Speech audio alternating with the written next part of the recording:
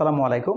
আজকে আমরা 14/1/22 তারিখে হয়ে যাওয়া 7 ব্যাংক অ্যান্ড 1 ফাইন্যান্সিয়াল ইনস্টিটিউশনের আন্ডারে যে রিটেন এক্সামটা ছিল সেই এক্সামে আসা ম্যাথগুলোর সলিউশন দেখব।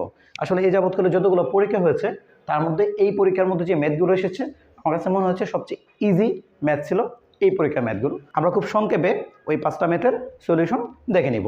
প্রথম ম্যাথটা ছিল কি, there are two crosswise routes just in the middle of the field of length 50 meter and breadth 40 meter.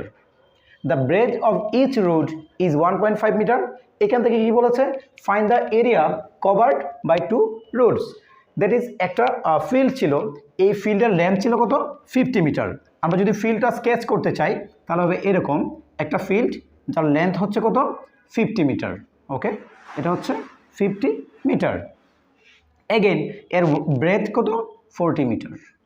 এরপরে বলা ছিল এটার মাঝখান বরাবর ক্রস করা দুইটা রুট ছিল।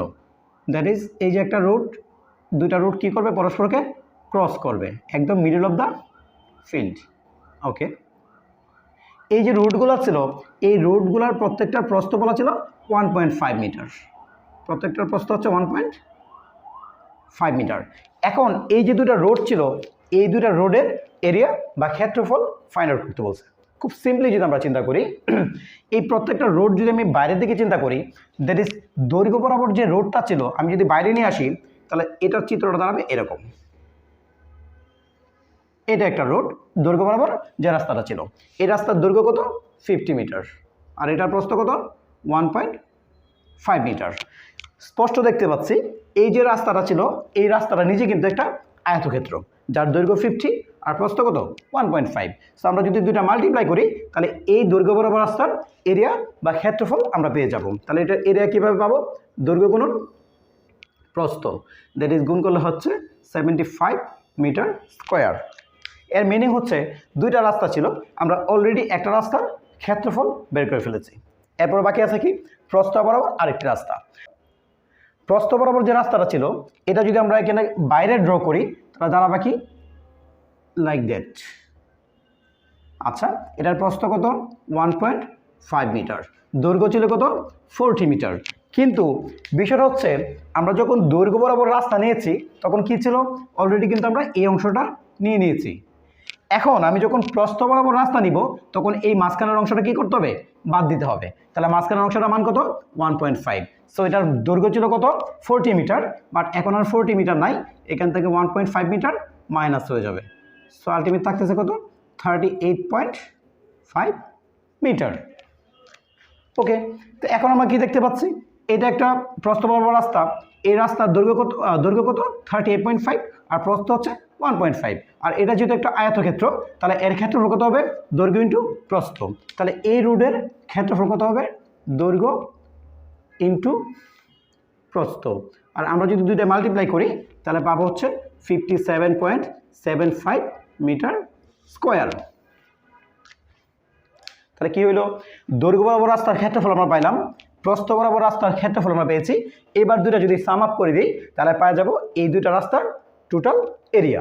দ্যাট ইজ অ্যান্সারটা হচ্ছে আমাদের, একটা ছিল কত 75 আর একটা ছিল কত 57.75 মিটার স্কোয়ার। দ্যাট ইজ আমরা যদি সাম আপ করি তাহলে অ্যান্সার দাঁড়াচ্ছে কত, 132.75 metre square. Next question, the angle of elevation of a watchtower at a point on the ground is 60 degree. If moved back 18 meter, the angle of elevation becomes 45 degree. What is the height of the watchtower? Okay, আমরা যদি এটা ডায়াগ্রামটা sketch করি, একটা watch tower ছিল, ধরে নিচ্ছি একটা watch tower, এর এলিভেশন অ্যাঙ্গেল ছিল 60 ডিগ্রি, দ্যাট ইজ উন্নতি কোণ ছিল 60 ডিগ্রি। আর আমরা এখানে কি করলাম, একটা 60 ডিগ্রি অ্যাঙ্গেল স্কেচ করলাম। এখানে 60 ডিগ্রি অ্যাঙ্গেল স্কেচ করার সময় মনে রাখতে হবে 60 ডিগ্রি অ্যাঙ্গেলের জন্য এটা হচ্ছে আমাদের বেজ বা ভূমি, আর এটা হচ্ছে হাইট বা উচ্চতা। তো 60 ডিগ্রির জন্য বেজ হবে ছোট আর হাইট হবে বড়। সো আমরা যেভাবে কোণ আঁকি না কেন এটা অবশ্যই ছোট রাখতে হবে, এটা বড় করে রাখতে হবে। ওকে, ধরে নিচ্ছি এটা একটা ট্রায়াঙ্গেল, এর নাম ছিল ABC। আচ্ছা, height of the watch tower is H। এরপরে কি বলেছে, এখান থেকে 18 মিটার যদি মুভ করি তাহলে এই অ্যাঙ্গেলটা 60 ডিগ্রি থেকে কত হয়ে যাবে 45 ডিগ্রি হয়ে যাবে, দ্যাট ইজ কমে যাচ্ছে। আমরা স্পষ্ট দেখতে পাচ্ছি আমি যদি এখান থেকে সামনের দিকে মুভ করি তাহলে অ্যাঙ্গেলের মানটা বাড়তে থাকবে, আর যদি এদিকে মুভ করি তাহলে কমতে থাকবে। দ্যাট মিনস আমি সি থেকে এই পাশে কী করব 18 মিটার মুভ করব। এখন 18 মিটার মুভ করার পরে এই এলিভেশন অ্যাঙ্গেলটা 60 ডিগ্রি থেকে 45 ডিগ্রি হয়ে যাবে, দ্যাট ইজ এখানে এখন যে উন্নতি কোণ রাখবো সেটা হবে 45 ডিগ্রি অ্যাঙ্গেল। আর 45 ডিগ্রি অ্যাঙ্গেল আঁকার সময় আমাদের মাথায় রাখতে হবে এই বেস এবং হাইট কী হবে ইকুয়াল। সো আমি এইখানে 45 ডিগ্রি অ্যাঙ্গেল রাখবো যেন কি হয় এই পুরা বেস আর হাইট কি ইকুয়াল থাকে। ওকে, এখন আমরা যদি ওয়াচ টাওয়ারের হাইট ফাইন্ড আউট করতে চাই, দেখতে পাচ্ছি বেজের একটা অংশের মান আমরা জানি 80 মিটার, আর একটা অংশের মান আমরা জানি না, ধরে নিচ্ছি এই বাকি অংশের মান হচ্ছে এক্স মিটার। এখন এখানে দুইটা আননোন রাশি আমরা দেখতে পাচ্ছি, সো আমরা যদি এখান থেকে এটা সলভ করতে চাই তাহলে দুইটা ইকুয়েশন তৈরি করতে হবে। কীভাবে দুইটা ইকুয়েশন তৈরি করব? একটা অ্যাঙ্গেল ছিল 60 ডিগ্রি আর একটা ছিল 45 ডিগ্রি। এই 60 ডিগ্রি দিয়ে আমরা একটা ইকুয়েশন তৈরি করব আর 45 ডিগ্রি দিয়ে আরেকটা তৈরি করব, তাহলে আমাদের সলিউশন হয়ে যাবে। 60 ডিগ্রি অ্যাঙ্গেলের জন্য আমরা যদি ইকুয়েশন তৈরি করতে চাই তাহলে আমরা কোন ট্রায়াঙ্গেলটা নিব? এ বি সি একটা ট্রায়াঙ্গেল।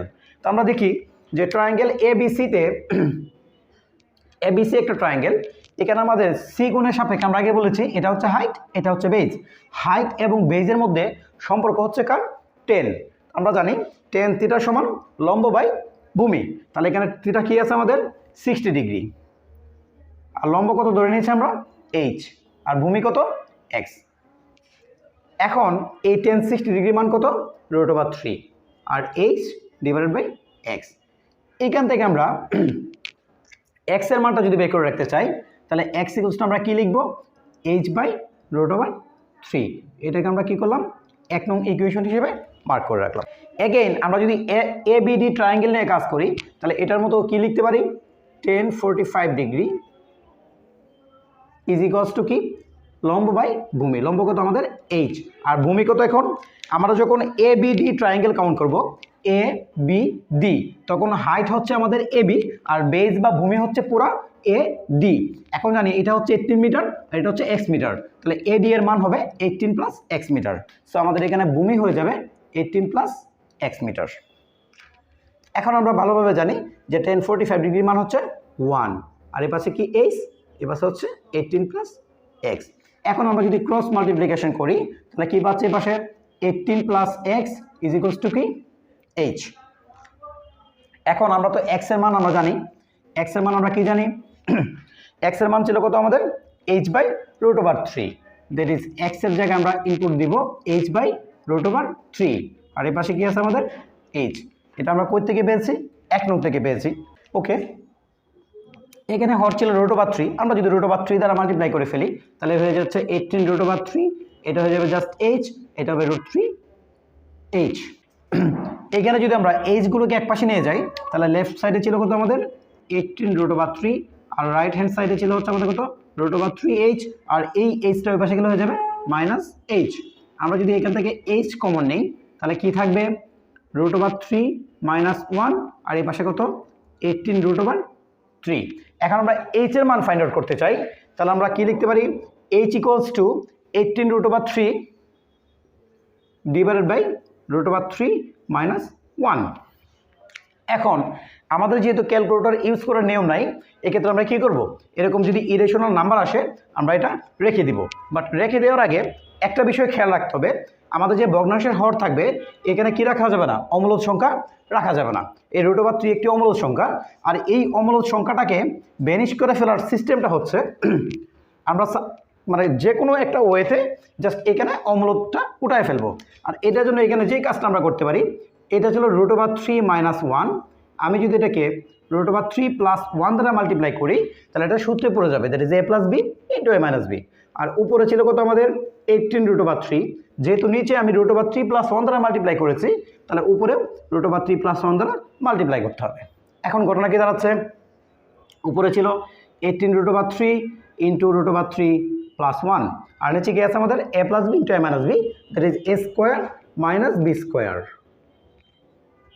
এখন এটাকে যদি আমরা √3 কে স্কোয়ার করি দ্যাট ইজ 3 হবে, আর -1 উপরে হচ্ছে 18√3 × √3 + 1। এখন দেখতে পাচ্ছি এখানে 2 আর 2 দ্বারা 18 কে ভাগ করলে হয়ে যাবে 9 আর সাথে আছে কত √3 ইন্টু √3 প্লাস আমরা যদি থার্ড কোশ্চেনের দিকে খেয়াল করি কোশ্চেনটা ছিল among 80 students of a college 20 take mathematics 30 take English and 12 take both mathematics and English find the number of the students who take mathematics or English and the students neither mathematics nor English okay তো প্রথমবার বলেছে কি mathematics or English math অথবা গণিত নিয়েছে এরকম শিক্ষার্থীদের সংখ্যা বের করতে হবে ওকে আমরা যদি এটা ভেন ডায়াগ্রামের একটা অঙ্ক বেসিক্যালি আমরা যদি ভেন ডায়াগ্রামটা স্কেচ করি এখানে দুইটা সাবজেক্ট ছিল ম্যাথমেটিক্স এবং ইংলিশ ধরে নিচ্ছি এই সার্কেলটা মিনিং করতেছে ম্যাথমেটিক্স আর এই সার্কেলটা মিনিং করতেছে English E for English and M for mathematics আর আমরা ভেন ডায়াগ্রামে জানি যে টোটাল যে নাম্বারটা ছিল সেটা হচ্ছে একটা ইউনিভার্সাল সেট আর সেই ইউনিভার্সাল এই সেটটা হচ্ছে আমাদের সার্বিক সেট এখানে বলা ছিল math or English math and English that is common যে অংশটা ছিল সেটার মধ্যে কতজন শিক্ষার্থী ছিল 12 জন সো এখানে কতজন আছে 12 জন এরপরে এই যে টোটাল ম্যাথ এই টোটাল ম্যাথের মধ্যে শিক্ষার্থী ছিল কতজন টোটাল ম্যাথ নিয়েছিল কতজন 20 আর এখানে আমি যদি শুধুমাত্র ম্যাথ বের করতে চাই তাহলে শুধুমাত্র ম্যাথ এরিয়াটা হচ্ছে এটা আচ্ছা টোটাল ম্যাথ ছিল হচ্ছে 20 জন এর মধ্যে কমন ছিল 12 জন আমি যদি এই কমন অংশটা বাদ দিয়ে দিই তাহলে পাওয়া যাব শুধু ম্যাথ তাহলে শুধু ম্যাথ নিয়েছে কতজন 8 জন অনুরূপভাবে ইংরেজিতে ছিল মোট কতজন 30 জন আর কমন আছে কতজন 12 জন আমি যদি 30 থেকে এই 12 বাদ দিয়ে দিই তাহলে পাওয়া যাব শুধু ইংরেজি তাহলে শুধু ইংরেজি কতজন 30 মাইনাস 12 দ্যাট ইজ কতজন 18 জন এখন আমাদেরকে ফাইন্ড আউট করতে বলেছে কোশ্চেন নাম্বার 1 এ যে ম্যাথ অথবা ইংলিশ এরা কোথায় আছে ওরা এখানে থাকতে পারে এখানে বাট এখানে না কারণ এখানে কারা আছে যারা ম্যাথ এবং ইংলিশ একটাও নেয় নাই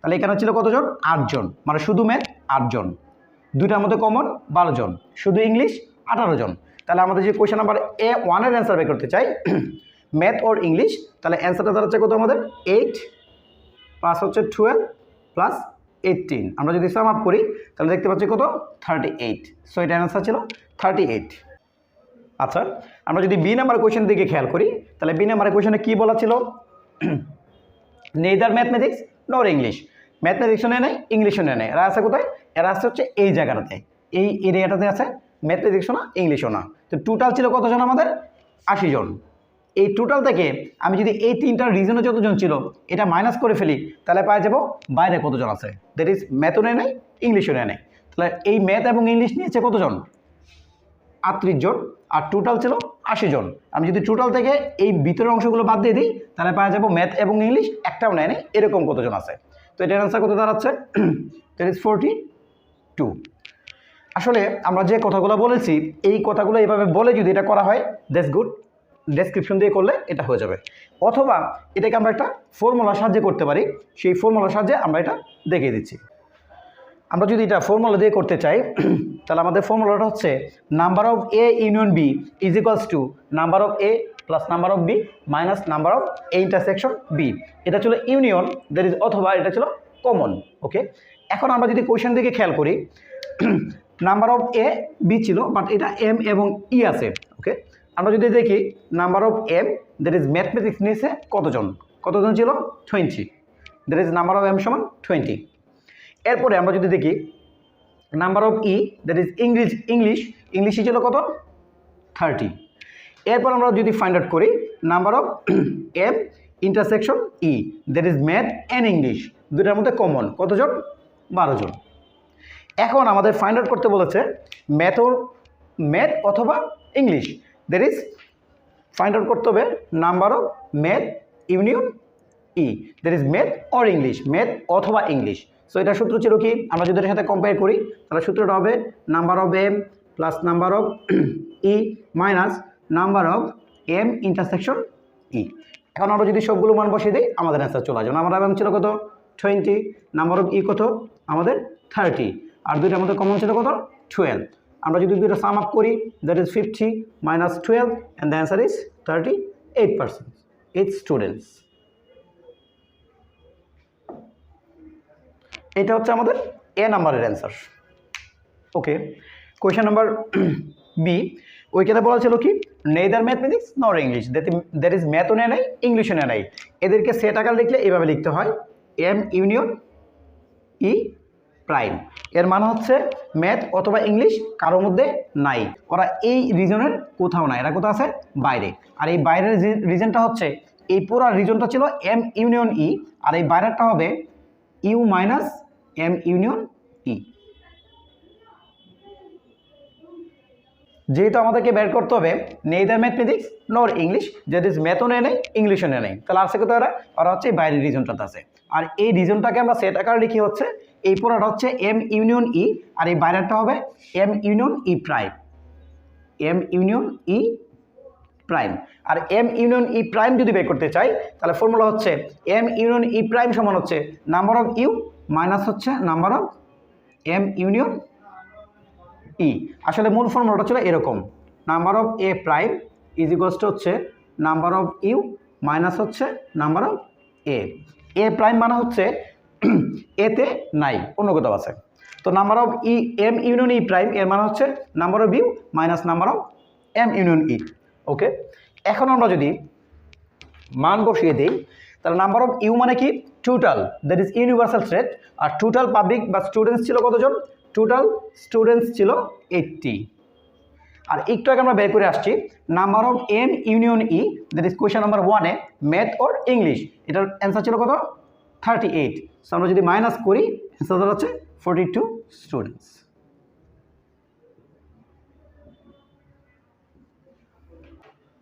ওকে, কোয়েশ্চেন নাম্বার ডি, এটা বেসিক্যালি একটা সমাধান ছিল আমাদের, বলা ছিল find theta that is angle if theta is an acute angle, that is সূক্ষ্মকোণ যদি হয় সেখান থেকে আমাকে থিটা বের করতে হবে। যে জন্য ইকুয়েশনটা ছিল কত আমাদের 7 sin square theta plus 3 cos square theta is equals two 4। বলে রাখি ত্রিকোণমিতির সমাধান করার শর্ত হচ্ছে আমাদের এখানে ত্রিকোণমিতিক যে অনুপাতগুলো থাকবে এই অনুপাতগুলোকে একই রকম করতে হবে, হয় সবগুলোকে সাইন অথবা সবগুলোকে কজ অথবা টেন অথবা কট হোয়াটএভার। তো সবগুলোকে একরকম করতে হবে। একরকম করার জন্য আমরা অনেকগুলো ওয়েতে আগাইতে পারি। এখানে দেখতে পাচ্ছি এটা ছিল সাইন স্কোয়ার, আমি সাইন স্কোয়ার কী লিখতে পারি 1 মাইনাস কস স্কোয়ার, তাহলে এটা হয়ে যাবে কস স্কোয়ার, এটা কস স্কোয়ার অঙ্ক হয়ে যাবে। অথবা এটা ছিল কত কস স্কোয়ার থিটা, আর কস স্কোয়ার থিটা সমান আমরা জানি 1 minus sine square theta. So এই কস স্কোয়ারের জায়গায় যদি 1 মাইনাস সাইন স্কোয়ার বসা দিই এটা হয়ে যাবে সাইন স্কোয়ার, এটা হয়ে যাবে সাইন স্কোয়ার। তা হবে দুইটা ওয়ে বলেছি, যে কোনো একটা ওয়েতে করলেই হবে। ওকে, যেহেতু সাইনের সাথে আমরা অনেক বেশি পরিচিত আমরা এটাকে সাইন রেখে দিলাম, আর এখানে কস স্কোয়ার ছিল এই কস স্কোয়ারের জায়গায় 1 মাইনাস সাইন স্কোয়ার দিলাম, এটা আমরা জানি। আর এর পাশে ছিল কত 4। এখন কি হলো এই সবগুলোই একরকম হয়ে গেছে, এটাও সাইন এটাও সাইন। সো আমরা কী পাবো এখন খুব দ্রুত এটার অ্যান্সার পেয়ে যাবো। কীভাবে, that is 7 sine square theta 3 দ্বারা যদি মাল্টিপ্লাই করি that is 3 minus 3 sine square theta, আর এই পাশে ছিল কত আমাদের 4। দেখতে পাচ্ছি 7 sine square theta minus 3 sine square theta, that means 4 sine square theta. আর এই পাশে ছিল 4 প্লাস আর 3 হয়ে যাবে মাইনাস, সো অ্যান্সার ইজ 1। আর এই পাশে ছিল কত আমাদের 4 sine square theta. 4 sine square থিটার সমান যদি 1 হয়, আমরা যদি সাইন স্কোয়ার থিটা বের করতে চাই দ্যাট ইজ 1/4। এখন আমরা যদি এটাকে স্কোয়ার রুট করি এটা হয়ে যাবে কত সাইন থিটা, এটা হয়ে যাচ্ছে প্লাস মাইনাস 1/2। এখান থেকে আমরা কি করব সাইন থিটা সমান শুধু প্লাস হাফ নিব, মাইনাস হাফ নিব না। কেন, কারণ এখানে বলা ছিল theta is an acute angle, এর মানে হচ্ছে থিটা হচ্ছে সূক্ষ্মকোণ। আর আমরা জানি যে কোয়াড্রেন্টগুলো ছিল এই ফার্স্ট কোয়াড্রেন্টে সবাই ছিল পজিটিভ। সূক্ষ্মকোণ মানে হচ্ছে 0 থেকে 90 এর মধ্যে। যখন কোনো একটা অ্যাঙ্গেল 0 থেকে 90-র মধ্যে থাকবে এর মান কি হবে না নেগেটিভ হবে না। সো আমরা এখান থেকে পজিটিভটা নিব এবং সাইড নোট লিখে দিয়ে যাব সিন্স বা যেহেতু theta is an acute angle, এই জন্য আমরা মাইনাসটা নিব না। ওকে, এই পাশে ছিল সাইন থিটা, এই পাশে ছিল হাফ। আমরা যদি থিটার মান বের করতে চাই তাহলে হাফকে কি করতে হবে সাইনের মাধ্যমে লিখতে হবে। সাইন কত ডিগ্রি মান হাফ, সাইন 30 ডিগ্রি মান হাফ। এখন আমরা যদি থিটা সাইন এবং সাইন ভ্যানিশ করে দেই তাহলে কি পাচ্ছি theta is equals to 30 degree. This is the answer. Okay, question number 5 এর ই, এটাতে বলা ছিল a man agrees to refund the loan of টাকা 7900 in a few instalments. Each instalment is টাকা 5 more than the immediate first instalment. If the first installment is টাকা 100, in how many installments will the man be able to refund the total amount? এর meaning হচ্ছে একজন লোক bank থেকে 7900 টাকা ঋণ নিয়েছে, সে এই ঋণটা পরিশোধ করবে কিছু কিস্তির মাধ্যমে। প্রত্যেকটা কিস্তিতে সে কী করবে, পূর্বে কিস্তি থেকে 5 টাকা বেশি দিবে। আর এখানে বলা ছিল প্রথম কিস্তিতে সে দেয় কত টাকা, 100 টাকা। যেহেতু প্রথম কিস্তিতে 100 টাকা দেয়, দ্বিতীয় কিস্তিতে নিশ্চিত সে 105 টাকা দিবে, কারণ 5 টাকা বেশি। এরপরে কত দিবে, 110, এরপরে কত, 115, এভাবে সে দিতে থাকবে। এভাবে কিস্তি দিতে দিতে বলা ছিল যে কতগুলা ইনস্টলমেন্টের মাধ্যমে সে টোটাল ঋণটা শোধ করতে পারবে। এর মিনিং হচ্ছে এটা কিন্তু একটা সমান্তর ধারা, দ্যাট ইজ এরিথমেটিক সিরিজ। এই সিরিজের ফার্স্ট টার্ম ছিল কত আমাদের, 100। এটার পরে অনেকগুলো টার্ম সাম আপ করতে হবে, করে কত হইতে হবে, 7900 টাকা।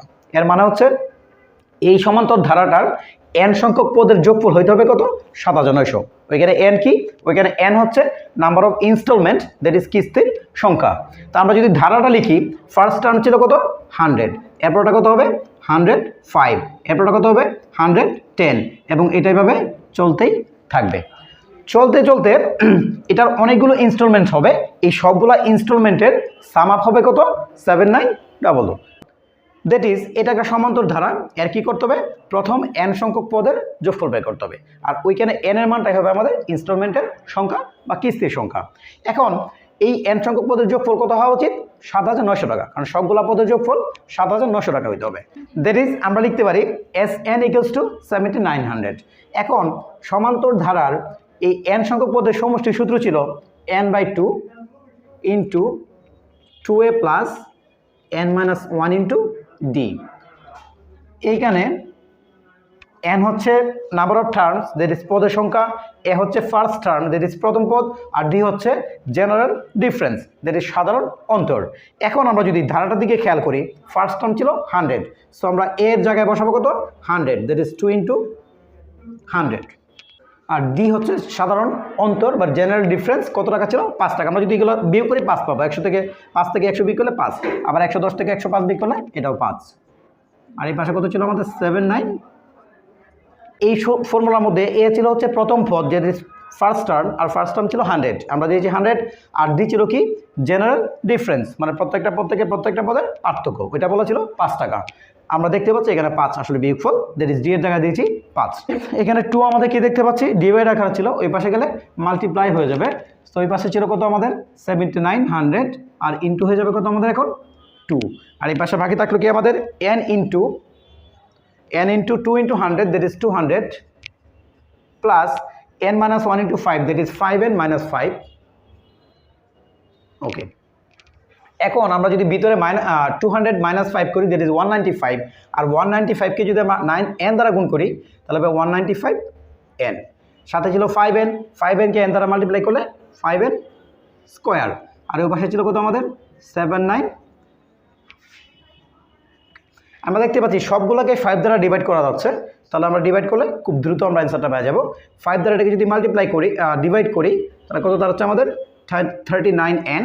এটা হয়ে যাবে কত, জাস্ট n স্কোয়ার, আর এটাকে 5 দ্বারা ডিভাইড করলে কি দাঁড়াচ্ছে আমাদের এটা। এখন আমরা n এর মান বের করার জন্য কি করতে যাচ্ছি, সবগুলোকে এক পাশে নিয়ে উৎপাদক করে ফেলবো। যেটি যে 3160 ছিল প্লাসের, এর পাশে নিয়ে আসলে মাইনাস হয়ে যাবে, আর এটাকে যদি সাজিয়ে লিখলাম আমরা n স্কোয়ার প্লাস হচ্ছে কত, 39n, আর মাইনাস কত, 3160। ওকে, এখন কি করতে হবে, এটাকে মিডল টার্ম করতে হবে অথবা সূত্রে ফেলতে হবে।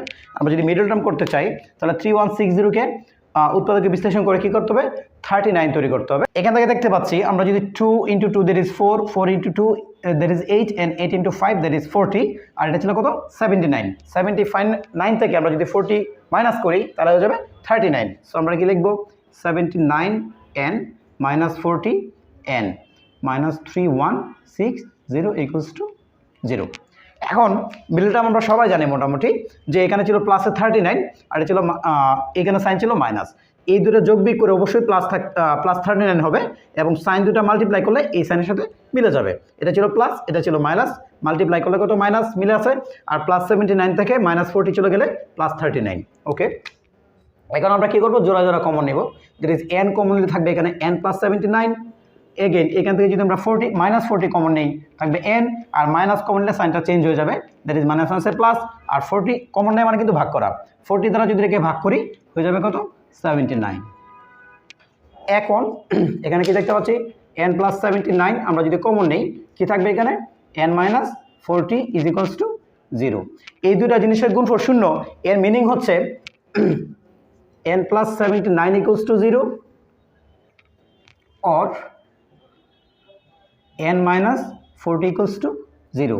এখান থেকে আমরা পাচ্ছি কত n equals to 40, that is number of instalment হবে 40, আর এখান থেকে n equals to কত পাচ্ছি n equals to পাচ্ছি -79। আমরা বলবো এটা অ্যাকসেপ্টেবল না, কারণ n দ্বারা আমরা এখানে কি মিন করতেছি নাম্বার অফ টার্মস অথবা নাম্বার অফ ইনস্টলমেন্ট। তো নাম্বার অফ ইনস্টলমেন্ট এটা নেগেটিভ সামথিং হবে না, অবভিয়াসলি পজিটিভ হবে। ইনস্টলমেন্ট একটা হতে পারে, 5টা হতে পারে, 10টা হতে পারে, -5 -7 এগুলো হতে পারে না। সো এখানে n equals to -79 অ্যাকসেপ্টেবল না, আর n equals to 40 acceptable. So আমাদের অ্যান্সার হচ্ছে কত 40। দ্যাট ইজ আমাদের কী লাগবে এই 40টা কিস্তির মাধ্যমে এই পুরো টাকাটা শোধ করা যাবে। ধন্যবাদ।